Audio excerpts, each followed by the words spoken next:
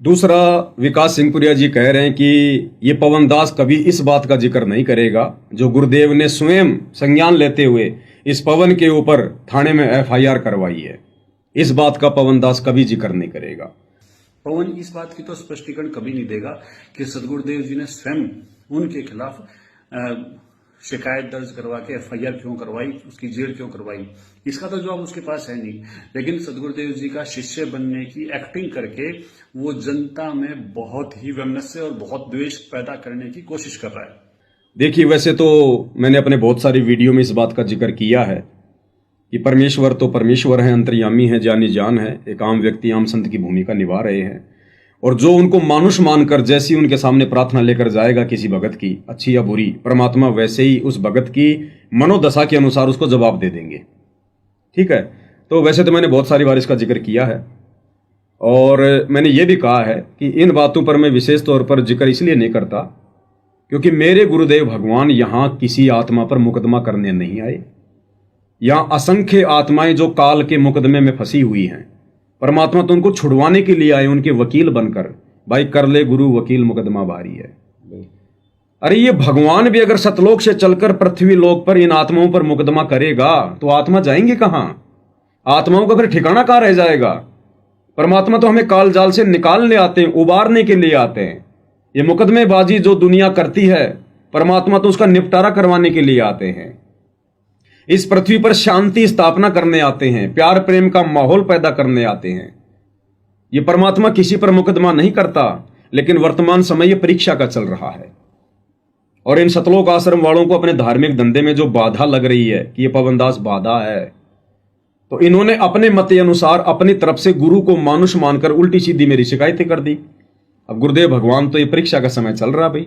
परीक्षा के समय में अगर विद्यार्थी टीचर से पूछेगा कि गुरुदेव भारत की राजधानी मैं कलकत्ता लिख दूं क्या, तो गुरुदेव को पता है कि ये मूर्ख आदमी है, मैंने तो भारत की राजधानी नई दिल्ली बताई थी इसको। उस समय तो इसने ध्यान दिया नहीं। अब परीक्षा के समय मेरे से पूछ रहा है, तो गुरुदेव सही आंसर नहीं देगा। गुरुदेव कहेगा भाई जैसा तेरे को उचित लगे वैसा लिख दे। तो जैसी ये शिकायतें मेरी लेकर गए मुझे अपना शत्रु समझकर, वैसी ही उन प्रार्थनाओं का जवाब गुरुदेव ने इनको दे दिया। और जैसी इनकी घटिया आदत है फिर गुरुदेव का आदेश बताकर उन चीजों को संगत में पारित करना, तो इन्होंने संगत में पारित कर दिया कि गुरुजी ने पवन दास को गुरुद्रोही घोषित कर दिया। अब ये संगत की भी परीक्षा थी। भाई पवन दास बाहर है, संगत बाहर है, पवन दास वीडियो बना रहा है, उसके विचार जानो। गुरुदेव ने यह थोड़ी कहा कि आप किसी की वीडियो मत देखो, आप किसी के विचार ना सुनो। गुरुदेव तो स्वयं अपनी अमृतवाणी में कहते हैं, कहे कबीर सोए जन मेरा, जो नीर खीर का करे निबेरा। परमात्मा ने हमें हंस की संज्ञा दी है। हंस वही होता है जो दूध और पानी आपस में मिले हों, दूध दूध को पी ले, पानी पानी को छोड़ दे। और गुरुदेव ने स्वयं हमें असली और नकली संतों की पहचान करवाने के लिए उनकी पुस्तकें दिखाई, उनके सत्संग सुनाए। तब कहीं जाकर दोनों पक्षों की बातें देखकर हमें यह लगा कि हाँ, सत्य कौन है और झूठ क्या है। तो आज गुरुदेव भला ये कैसे कहेंगे कि आप पवन दास की वीडियो मत देखो? गुरुदेव तो ये कहेंगे कि बच्चों मैंने ज्ञान देने में कौन सी काची छोड़ रखी है? मैंने तुम्हें तत्व ज्ञान रूपी टॉर्च दे रखी है, क्यों घबरा रहे हो, क्यों डर रहे हो? दोनों पक्षों की बातें सुनो। जज वही होता है जो दोनों तरफ की बातें सुन के फिर कोई फैसला ले। तो यहां तो संगत को डराया जा रहा है ताकि संगत साथ संगति की वीडियो ना देख ले, सत्य से परिचित ना हो जाए, हमारा धार्मिक धंधा बंद ना हो जाए, हमारा अज्ञान और पाखंड लोगों के बीच में ना आ जाए इन वीडियो के माध्यम से। और अब गुरुदेव के क्या विचार हैं इस विषय पर? भाई गुरुदेव किसी के ऊपर मुकदमा करते हैं या नहीं करते हैं, एफआईआर करते हैं या नहीं करते हैं? वैसे तो गुरुदेव ने अपने पूरे इस लीला में जीवन काल में कभी किसी के ऊपर कोई मुकदमा नहीं किया, क्योंकि जब परमेश्वर अपने भक्ति मार्ग को शुरू करते हैं उससे पहले भी वो एक सभ्य व्यक्ति की भूमिका निभाते हैं, और भक्ति मार्ग शुरू करने के बाद तो फिर वो एक संत की भूमिका में आ जाते हैं। फिर जैसा वो करेंगे वैसा ही उनके भगत करेंगे। तो उस समय तो गुरुदेव भगवान ऐसी हरकतें बिल्कुल भी नहीं कर सकते, सोपन में भी, क्योंकि आम समाज तो फिर उन्हीं को देख के चलेगा। तो गुरुदेव भगवान ने सन 1994 में से जब से अपने भक्ति मार्ग की शुरुआत की है, यथार्थ 13वें कबीर पंथ की, उन्होंने कभी किसी पे कोई मुकदमा नहीं किया। जबकि गुरुदेव के साथ में लोगों ने इतनी बदतमीजियां की। 2006 में करोथा कांड हो गया, किसी के ऊपर गुरुदेव ने कोई मुकदमा नहीं किया। 2014 में बरवाला कांड हो गया, पिछले 11 वर्षों से जेल में हैं। गुरुदेव ने किसी के ऊपर कोई मुकदमा नहीं किया। और मैं पवन दास, मैंने तो कुछ किया ही नहीं, फिर भला मेरे ऊपर गुरुदेव मुकदमा क्यों करेंगे? तो ये मुकदमा इन आश्रम वालों के द्वारा जबरदस्ती गुरु को मानुष मानकर मेरी झूठी शिकायतें करके उनसे जो है करवाया गया है। और ये परीक्षा का समय है, इसलिए गुरुदेव ने कर दिया, क्योंकि परीक्षा के समय में भगत ने अपनी बुद्धि विवेक का इस्तेमाल करना होता है। संत कभी नहीं कहता कि मेरे सर में जूते मारो, लेकिन अपने भक्तों की परीक्षा लेने के लिए एक बार परमात्मा ने कह दिया संत रूप में कि भाई मेरा आदेश है, अपने पैर का जूता निकाल के मेरे सर में मारो। भक्तों ने नहीं मारे, चुपचाप बैठे रहे। एक भगत ने आया, उसने समझदारी दिखाई, अपने पैर का जूता निकाला, गुरु के चरणों में बैठकर अपने सिर में मारे। गुरु ने कहा भैया मेरा आदेश है, मेरे सिर में मार। तो शिष्य ने कहा कि गुरुदेव इस दास का शिष्य भी तो आपका ही है, मैंने अपने सिर पर मार लिया, समझो आपके सिर पर मार दी मैंने। गुरु बड़ा प्रसन्न हुआ और कहा कि इस प्रकार भक्ति मार्ग में गुरु के ज्ञान विरुद्ध आदेशों पर भी बुद्धि विवेक का इस्तेमाल करना चाहिए। तो ये संगत की भी परीक्षा थी, मुझ पवन दास की भी परीक्षा थी। मैं जेल भी गया कि भाई मेरे मन में गुरुदेव के प्रति क्या विचार आएंगे, मेरी भी ये परीक्षा थी। आश्रम वालों की भी ये परीक्षा थी, इनके मन में कितना राग द्वेष भरा, ये अपने गुरु को मानुष मानते हैं या फिर भगवान मानते हैं। अब गुरुदेव भगवान के विचार तो गुरुदेव के सत्संगों से ही निकलेंगे। बिल्कुल। इसलिए मैं ज्यादा स्पष्टीकरण नहीं देता कि गुरुदेव ने मेरे ऊपर मुकदमा क्यों किया, एफआईआर क्यों की, क्योंकि संत कभी किसी के ऊपर मुकदमा नहीं करता, एफआईआर नहीं करता। अब एक सत्संग में गुरुदेव ने हमें क्या बताया, एक पंडित जी की छोटी सी कथा बताई हमें गुरुदेव ने। एक बार एक पंडित और उसका एक साथी गांव का, दोनों जा रहे थे, ट्रेन से जा रहे थे। तो ट्रेन में भीड़ बहुत ज्यादा थी।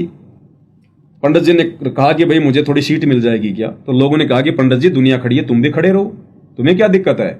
उसने कहा जी आज मैं जल्दबाजी में आ गया, आज मुझे कोई अर्जेंट काम था। रोज मैं गीता जी का पाठ करता हूँ, रामायण का, और आज मैं पाठ नहीं कर पाया, मुझे पाठ करना है। तो धार्मिक लोग होते हैं, लोगों ने कहा जी लीजिए पंडित जी बैठिए, और भी आसपास की जगह खाली कर दी गई। पंडित जी बैठ गए और उस दिन पंडित जी ने जो कथा करनी थी रामायण की, वो रामचंद्र और भरत का संवाद था कि भाइयों में आपस में कितना प्यार, कितना प्रेम। कथा कहने लगे कि देखो जी भाई हो तो भरत जैसा हो, जिसने राज्य को भी ठोकर मार दी, अपने बड़े भाई की खड़ाऊ लेकर सिंहासन पर रखकर 14 साल उसने राज्य किया, भाई हो तो ऐसा हो। सब लोग तालियां बजाने लगे। इतने में एक व्यक्ति आया, उसने कहा कि पंडित जी मुझे भी अपने घर पर जो है कथा करवानी है, 2 दिन से मुझे कोई पंडित जी नहीं मिल रहे थे, मैं बड़ा दुखी था, भगवान ने मेरी सुन ली, आप चलो मेरे घर पर कथा करो। उसने कहा जी आज मैं कथा नहीं कर सकता। बोला जी क्यों? आपका तो काम ही कथा करने का है, आपको हम दक्षिणा भी देंगे। बोला नहीं नहीं नहीं, आज तो मैं किसी कीमत पर नहीं कर सकता। तो लोगों ने कहा जी ये क्या बात हुई? तो उसका साथी बोल पड़ा, जो पंडित जी का साथी था। उसने कहा कि मैं बताऊं आज ये कथा क्यों नहीं करेगा? क्यों? बोला इस पंडित ने अपने छोटे भाई पर और गाय भैंस का गोबर डालने वाली छोटी सी जगह के ऊपर मुकदमा कर रखा है, और आज कोर्ट में इसकी तारीख है, मैं इसका गवाह हूं, आज तो ये किसी हाल में नहीं जाएगा कथा करने। तब लोग उस पंडित जी को उसके मुंह पर बोलने लगे कि पंडित जी भाड़ में जाए तेरा ज्ञान, अरे तेरी कथनी और करने में रात दिन का अंतर। तू कथा तो कह रहा कि भरत और रामचंद्र की भाई होता ऐसा हो, और तूने खुद अपने भाई पे मुकदमा कर रखा है। धिक्कार है तेरे ज्ञान पर, तेरी भक्ति पर। फिर गुरुदेव ने बताया कि करनी तज कथनी कथया ज्ञानी दिन रात, कुत्ते ज्यों भौंकत फिरे सुनी सुनाई बात। तो इन सतलोक आश्रम वालों ने गुरु को मानुष मानकर, हम भगत भाई बहनों से जो हम सच्चाई बता रहे हैं, सत भक्ति कर रहे हैं, गुरु को परमात्मा मान रहे हैं, हमारे से राग द्वेष ईर्ष्या करके इन्होंने इस प्रकार से मुकदमा इस परीक्षा के समय में गुरुदेव से करवाया है। अन्यथा हमारे पूज्य गुरुदेव भगवान जो अपने प्रवचनों में इस प्रकार की कथाएं कह रहे हैं, अगर वो मुकदमा करेंगे अगर अपनी तरफ से, तो फिर उनकी करनी और कथनी में अंतर आ जाता है। दुनिया फिर उनकी भक्ति नहीं करेगी, उनको परम संत मान के नहीं पूजेगी। फिर एक छोटी सी कथा पूज्य गुरुदेव भगवान के मुख कमल से विकास सिंह पुरिया जी के लिए सबसे बड़ा जवाब है ये कि करनी तज कथनी कथा अज्ञानी दिन रात, ये कुकर जो भोकत फिरे सुनी सुनाई बात। एक समय एक पंडित जी यानी गुरु जी, पंडित वैसे कोई विशेष जाति को नहीं कहा जा रहा, जो गुरु पद पर होते हैं वो पंडित होते हैं। मेरे दादा गुरु जी छावला गांव है दिल्ली में, जहाँ के सुल्तान भगत हमारे पास रहते हैं। उस छावला गांव के जाट थे, और उनको एक संत मिल गए। बचपन से 17-18 साल की उम्र में वो घर त्याग कर उनके साथ चले गए, काशी विद्यापीठ में पढ़ाई की, तो वो पंडित कहलाए। खरगोदा के पास गोपालपुर में उन पंडित चिदानंद जी उनका नाम था, और पंडित की उपाधि से वो सुशोभित थे। जाट होते हुए वो पंडित कहलाए। और मेरे गुरुदेव इस परंपरागत ब्राह्मण जाति से थे। गांव पैतावास बड़ा, जिला भिवानी, और भिवानी दादरी रोड पर 1 किलोमीटर जाते समय दादरी साइड में, राइट साइड में अंदर की तरफ बड़ा पैतावास, वहाँ के ब्राह्मण थे। ब्राह्मण कुल में जन्म था, लेकिन वो अपने आप को ब्राह्मण नहीं कहते थे, वो संत कहते थे। अब यहाँ पंडित की उपाधि, यानी जैसे शास्त्री की उपाधि, ज्ञानी की उपाधि होती है, विशेष किसी एक शास्त्र के ज्ञाता को पंडित कह देते। तो एक ऐसा कथावाचक पंडित जी, यानी गुरु जी, एक दिन एक उसके साथ उसका साथी शहर जा रहे थे। वो पंडित जी प्रतिदिन एक कथा करया करता, नित्य पाठ करता था रामायण का। उस दिन उसने सोचा कि आज यदि रामायण का पाठ करूंगा तो लेट हो जाऊंगा, 4-5 किलोमीटर पैदल चल के ट्रेन पकड़नी है स्टेशन से।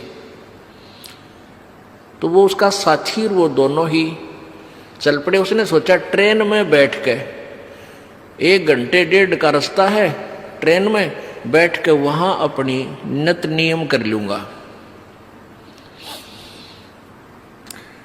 तो उन्होंने जाते टिकट ली, आते गाड़ी आ गई, उस कंपार्टमेंट में चढ़ गए, डिब्बे में चढ़ गए। अब ब्राह्मण वेशभूषा थी, लाल अंगोछा ले रहे थे, तो उसे ब्राह्मण समझा जाता, ये विद्वान पुरुष है। तो जब गाड़ी थोड़ी सी गति पकड़ चुकी तो उस ब्राह्मण ने कहा, गुरु ने कहा कि भाई जो सीट पर बैठे थे उन्हें सीट मिली को ना, डिब्बा खचाखच भरा था। उस ब्राह्मण ने कहा सीट पर विराजमान यात्रियों से कि कृपा आप सीट छोड़ दीजिए। वो कहने लगे क्या आप रोगी हो कि नहीं? तो क्या करोगे? कि मैं कुछ पाठ करता हूँ रामायण का, आज मैं जल्दी का मारा नहीं कर पाया घर पे, यहाँ बैठ के अपना भगवान का कुछ कथा पढ़ लूँगा। तो उन्होंने खाली कर दी एक पूरी सीट कि आप कथा कर, अपना नित्यनेम भी करो और हमें भी सुनाओ, कोई कथा हमें भी सुनाओ, हमारा भी टाइम पास हो जाएगा और भगवान की कथा सुन लेंगे। बड़ा सौभाग्य हुआ आप हमारे को कथावाचक मिल गए। अब पंडित जी ला गया सुनान।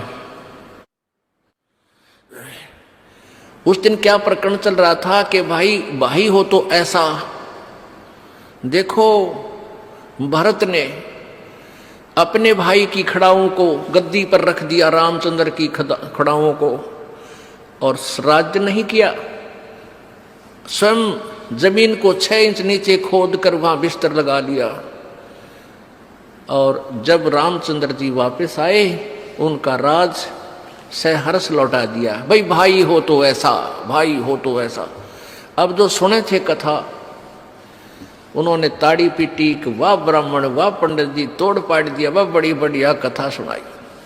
वहां एक व्यक्ति बैठा था, उसी ट्रेन में एक यात्री था, उसको खोज थी एक कथावाचक की। और अगले दिन ही उसने कथा निर्धारित का समय रखा हुआ था और आसपास सभी को आमंत्रित किया हुआ था। और जिससे उसने कथा करानी थी वो कितना दूर चला गया लालची। अब वो किसी और की तलाश में था।